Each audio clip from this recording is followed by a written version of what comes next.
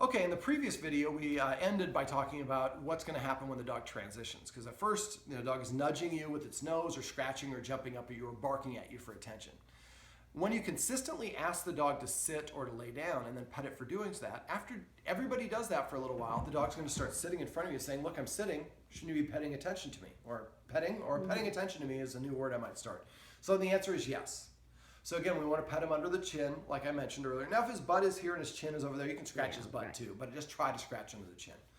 Now as soon as you do this, start saying the word sit. Now in this case, he came over and sat down. I didn't ask him to, but he's still doing the end result that I want, which is a sit. So I want to do it within 3 seconds of him sitting down. After 3 seconds, he doesn't make the connection. I sat, then 5 seconds later I got petted. I don't know what the petting was for, but I enjoyed it. But if he sits and within that 3 second window, he hears the word sit and starts getting a reward, then he starts to connect the two together. Now I understand he knows how to sit and he's been sitting for 11 years. But just like any other skill set, the more a dog does something, the easier it is. And just as like the same thing for us, the more we practice something, the better at it and faster at it we get. So even though he's been doing it for years, he hasn't done it on demand that much. And so this way, when you start saying sit, he looks at the benefit and starts sitting down. Okay. So now if he does anything like this, let's say he comes over and lays at your feet and you didn't ask him to, reach over and pet him and say crash. That's my word for lay down or whatever your word is. So we let the dog do whatever it is, and then we just immediately reward and assign the word to it at the same time.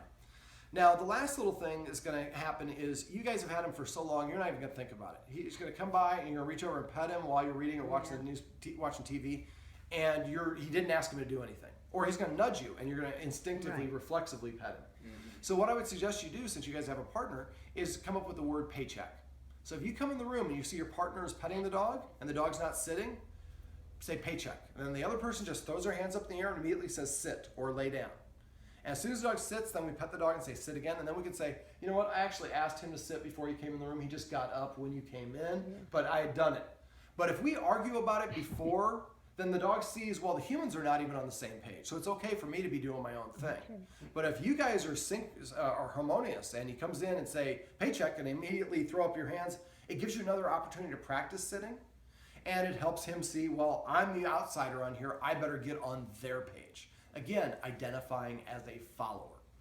Now, if you get in the habit of doing this, every time you pet your dog this way, it's a mini dog obedience training session that you go through without spending any time or effort or even intending to do so. It is a gift that you will give your dog and will help your dog feel as if it's a follower. And like I said, if you use that hand motion, you don't even have to say a word. And you get him to sit and he starts feeling good about sitting and good about earning his praise. So that's the conclusion of petting with a purpose.